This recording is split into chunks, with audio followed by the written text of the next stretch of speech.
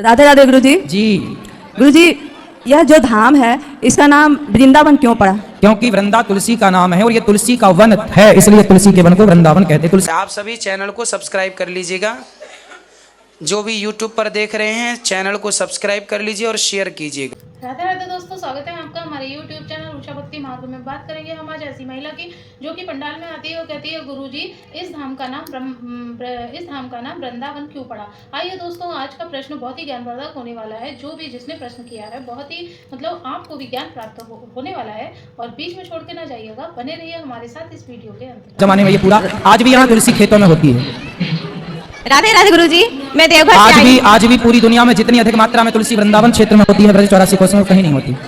राधे राधे गुरुजी, राधे राधे। मैं देवघर से आई हूँ और मेरा प्रश्न ये है कि दीपावली अभी अभी गया है, तो हम लोग दीपावली में लक्ष्मी और गणेश की पूजा करते हैं, तो इनका तो कोई कॉम्बिनेशन नहीं है। हम करके दे रहे हैं कॉम्बिनेशन आपको। नहीं, जैसे कि विष्णु और लक्ष्मी भगवान दोनों का पूजा हम होना करते हैं चाहिए ना। कॉम्बिनेशन। क्या बोले? हम कॉम्बिनेशन करके दे रहे हैं। हाँ बताइए ना गुरुजी, वही जानना था। लक्ष्मी जी हैं धन की माता, बोलो हाँ। हाँ। और गणेश जी हैं बुद्धि के देवता, बोलो हाँ। हाँ। तो लक्ष्मी जी हमेशा उन्हीं के पास होती हैं जो गणेश जैसी बुद्धि रखते हैं, बुद्धिमान होते हैं। तो गणेश जी बुद्धि हैं और लक्ष्मी जी धन है, तो बुद्धिमानों के पास ही लक्ष्मी रहेगी, मूर्खों के पास थोड़ी रहेगी। इसलिए गणेश जी के पास लक्ष्मी जी बैठती हैं। और एक प्रश्न गुरुजी, ये मेरी बेटी है। पहले ये बताओ कि जो उत्तर दिया हमने आप समझ पाए? अरे यहाँ बहुत हल्ला कर रहे हैं सब। नहीं, आप हल्ला नहीं हो रहा है, आप सुन ही नहीं। हाँ, सुन लो। आपको तो पूछना था, सुनना थोड़ी था। समस्या तो यही है, पूछना होता है, सुनने से देखिए गुरुजी, आपके चरणों में शत नमन। जी गुरुजी, मैं ये पूछना चाहता हूँ कि यदि कभी मजबूरी में हम कुछ पाप कर देते हैं, जैसे किसी दुष्ट से अपने परिवार की रक्षा के लिए हम किसी को दुख पहुँचाते हैं, या अज्ञानतावश हम कुछ गलती कर देते हैं, तो उससे पाप से मुक्ति के लिए हमें क्या करना चाहिए? वो गलतियां फिर ना हो और सदा भगवान के आश्रित रहो, अच्छे कर्म करो। यदि किसी को आपने हानि पहुंचाई है तो किसी जरूरतमंद को लाभ पहुंचा दो, किसी का अपमान किया है तो किसी का सम्मान करो। गुरुजी, एक प्रश्न और पूछना चाहता हूँ मैं। जिस प्रकार श्री कृष्ण राधा जी के प्रति समर्पण भाव रखते थे, प्रेम भाव रखते थे, श्रद्धा रखते थे, जिस प्रकार मीरा कृष्ण जी के प्रति प्रेम रखती थी, वैसा यदि किसी व्यक्ति के प्रति हमारे अंदर भाव जागृत होता है तो क्या वो उचित है या अनुचित है? शादी हो गई आपकी? जी नहीं। तो शादी कर लो, फिर अपनी पत्नी से खूब प्रेम करना। गुरुजी, शादी के पहले प्रतीत होता है कि उसके शादी के कहीं पहले मन लगता ही नहीं है। कहीं मन लगता ही नहीं है, सब कुछ बेकार लगता है संसार में उसके बिना। हाँ जी। कौन है वो? चलो ठीक है, वो अलग मैटर है। ये बताओ, तो शादी कर लो, माँ बाप की मर्जी हो तो, जिसमें मन लगा है इतना ज़्यादा शादी कर लो। क्या बताइए? कई वर्षों से प्रयास में लगे हुए हैं, हो नहीं पा रही है। क्यों? कुछ ना कुछ अड़चन आ जाती है, बैठता नहीं है ऐसा। तो कौन माँ बाप तैयार नहीं है क्या? मेरी माताजी की 2020 में मृत्यु हो गई थी, वो भी प्रयासरत थी। पिताजी भी प्रयासरत हैं, लेकिन कुछ बैठ नहीं पाता। तो क्या लड़की के पक्ष से तैयार नहीं है? हाँ, कभी हमें पसंद नहीं आता, कभी उनकी तरफ से पसंद नहीं आता। क्या पसंद नहीं आता आपकी तरफ से? रिश्ता आप तो प्रेम ही करते हो, और कौन सा रिश्ता चाहिए? अच्छा, जिससे प्रेम करता हूँ, हाँ, उसी से तो बात हाँ, कर रहे वो खुद इंटरेस्टेड नहीं है। अच्छा, मतलब आप जिससे प्यार करते हैं वो आपसे प्यार नहीं करती? जी। तो फिर आप क्यों प्यार करते हैं? आप जिससे प्यार करते हो वो किसी और से प्यार करती है? नहीं, वो किसी से प्यार नहीं करती। नहीं, आप कैसे जानते हैं? आपको बताएगी कि मैं इसको आई लव यू लिख के भेज रही हूँ? उसने बताया। मेरे बताने को तो कुछ भी बताया जाता है। बताने को तो आपकी माँ ने, आपके बाप ने ये भी बताया कि बेटा हम तुमसे बहुत प्यार करते हैं। तो कहाँ बच्चे आजकल माँ बाप के प्यार को स्वीकार कर रहे हैं और कहाँ बदले में प्यार कर रहे हैं?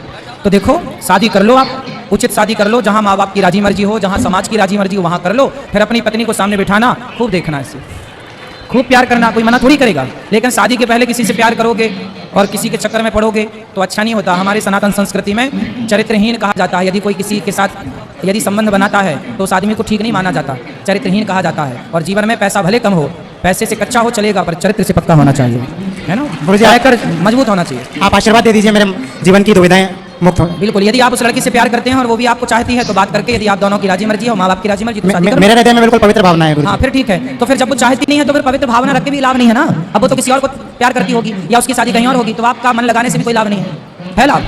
फिर क्या सकल को शादी हो जाएगी तो फिर उसकी यादों में आप फिर गाना गाओगे कि दिल के अरमां आंसुओं में बह गए, जाते जाते ये तो बता जा हम जिएंगे किसके लिए, तुम तो ठहरे परदेसी। ये सब गाने आप मोबाइल में रख लो, सिर्फ यही सुनना बचेगा फिर आखिरी में। तो इन सबको ना सुनना पड़े किसी की याद में। इससे अच्छा है कि आप अभी से मन हटाओ और भगवान में मन लगाओ और बढ़िया लड़की देखकर। आप क्या करते हो? मैं शिक्षक हूँ। हाँ, देखो एक चीज़ आपके लिए बता दूं बढ़िया जी। जीवन में अपने आप को इतना कामयाब बनाओ, अपने आप को इतना कामयाब बनाओ कि आप किसी से प्यार ना करें, लोग आपसे प्यार करें। अभी उल्टा चल रहा है, अभी आपको प्यार करना पड़ रहा है। आप कामयाब बनिए तो सही साहब, ऐसी तो 10-20 आपके आगे पीछे डोलेंगी भवनों की तरह। बनो तो आप काबिल बनोगे तो लोग पीछे डोलेंगे, नहीं बनोगे तो फिर करते रहो प्यार। आप उससे कर रहे हो, वो किसी और से कर रही है। ये तो भर्तृहरि की कथा हो गई।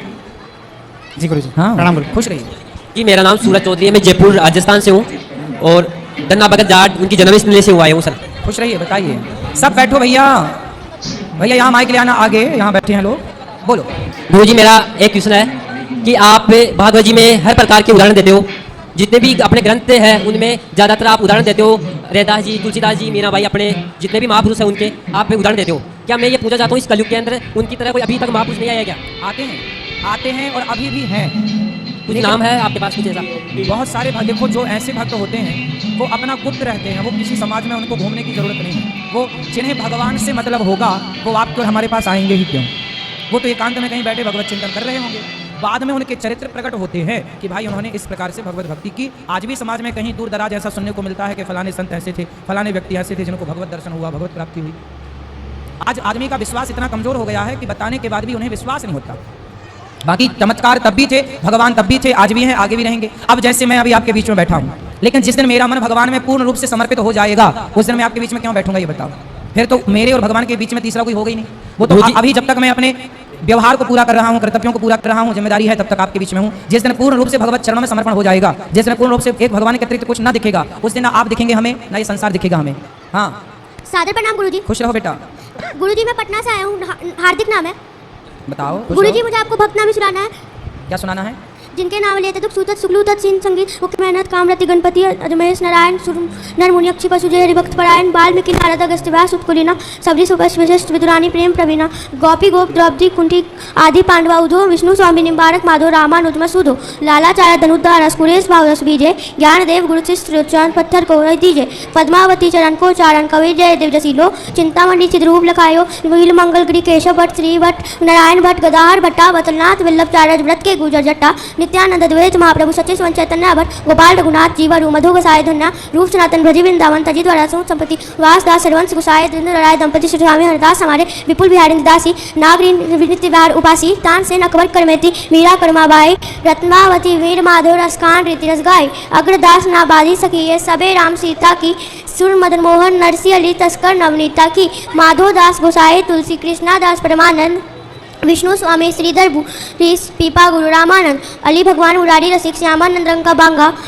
रामदास श्रीधर निष्कंचन समन भक्त निशंका लाखा अंगद भक्त महाजन गोविंद नंद प्रबोधा दास मुरारी प्रेम नीति दास मथुरिया योद्धा लालमती सीता प्रभुता झाली गोपाली बाई सूत विष देव सुजय पिले भक्ति रस पिली पाई पृथ्वीराज श्रीमाल चतुर्भुज राम रसिक रस रासा आस्करण मधुकर जयमल रिपदास जनदासा सेना धना कबीरा नामा कुबा सदन कसाई बार मुखी रे दास सभा में सही न श्याम हुसाई चित्रकेतु प्रहलाद विभीषण गिरी वाजे बावन जामवंत हनुमंत गिद्दु के राम जय पावन प्रीति प्रीति प्रसाद साधु जानो तजे ईश्वरी मर्याद वेद के इन राधे राधे गुरु जी। बहुत सुंदर, पूरी भक्तमाल सुना दी बच्चे ने इतने कम शब्दों में।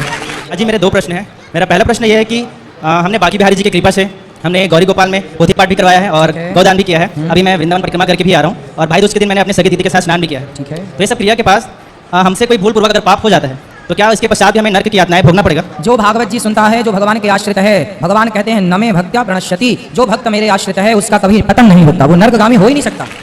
आप तो भागवत सुन रहे हो, आप तो वृंदावन में हो, जिसने कभी श्रद्धा से एक बार भी धोखे से कभी राम बोल दिया होगा उसका भी कभी पतन नहीं होता। ये महिमा है। जी महाराज जी, मेरा दूसरा प्रश्न ये है कि मुझे महाभारत जैसी महान गाथा पढ़ने और सुनने का बहुत ही शौक है। तो उसमें दो किरदार हैं, एक अर्जुन और एक राधे कर्ण जी। तो मुझे राधे कर्ण जी की जीवनी से बहुत मैं प्रेरित होता हूँ कि हमें कौन सा कार्य करना चाहिए और कौन से संगत से दूर रहना चाहिए। ठीक है। तो मेरा ये प्रश्न था कि इंद्र जी ने कर्ण जी का कवच और कुंडल छल पूर्वक उन्होंने छीन लिया था। हाँ। तो मैंने ये कहीं से सुना है कि हम स्वर्ग में छल पूर्वक हासिल की गई वस्तु हम लेकर नहीं जा सकते। तो आखिर इंद्र जी ने स्वर्ग में लेकर नहीं गए कवच और कुंडल, तो आखिर वो कहाँ लेकर गए? कहाँ लेकर गए कवच कुंडल? भाई देखो, आपका कार्य सिद्ध हो गया तो वो व्यक्ति किसी को दे दे। इंद्र ने कवच कुंडल लेकर के किसी को दे दिया कि भाई ले जाओ, आप रखो, इसे दान कर दिया। संत वेश में आए थे तो लेकर के दे दिया। संतों का काम यही होता है, संतों को आप फल दोगे तो वो फल लेकर के किसी को दे देंगे। जय श्रीमन नारायण। जय श्रीमन नारायण।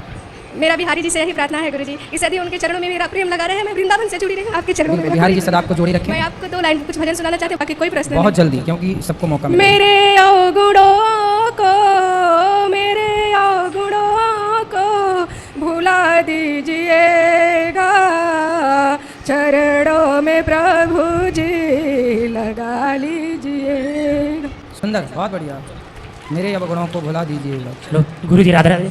मेरा केवल इतना प्रश्न है बिहारी जी से कि मैंने बिहारी जी से पुत्र मांगा था, उन्होंने मेरी इच्छा पूरी करी। इस पुत्र के आगे के लिए मैं आपसे आशीर्वाद मांगना चाहता हूँ बस। बिल्कुल, बिहारी जी ने दिया है तो वही उनके मंगल कामना आशीर्वाद देंगे, सदा ये सुखी और स्वस्थ। तो देखा दोस्तों, आज की वीडियो आपने पूरी देखी। देखी और सुनी। जैसे कि उस महिला ने कहा कि गुरुजी इस धाम का नाम वृंदावन क्यों पड़ा। इस विषय में गुरुजी ने यही समझाया कि यहाँ पर जो है तुलसी के पेड़ पौधे बहुत होते हैं, इसलिए जैसे कि एक नाम तुलसा जी का वृंदा भी है, इसलिए यहाँ पर इसको वृंदावन कहते हैं। तो दोस्तों ये एक तीर्थ स्थान है और इस विषय में आपको जो ज्ञान प्राप्त हुआ हो आप हमें कमेंट बॉक्स में कमेंट करके बता सकते हैं। और हाँ, अगर अभी तक आपने हमारे चैनल को सब्सक्राइब नहीं किया है तो आप हमारे चैनल को सब्सक्राइब कर लें, हमारी वीडियो को ज़्यादा से ज़्यादा लाइक व शेयर करें, कमेंट बॉक्स में राधे राधे लिखना ना भूलें। मिलेंगे किसी ऐसी ही अन्य वीडियो के साथ, तब तक के लिए राधे।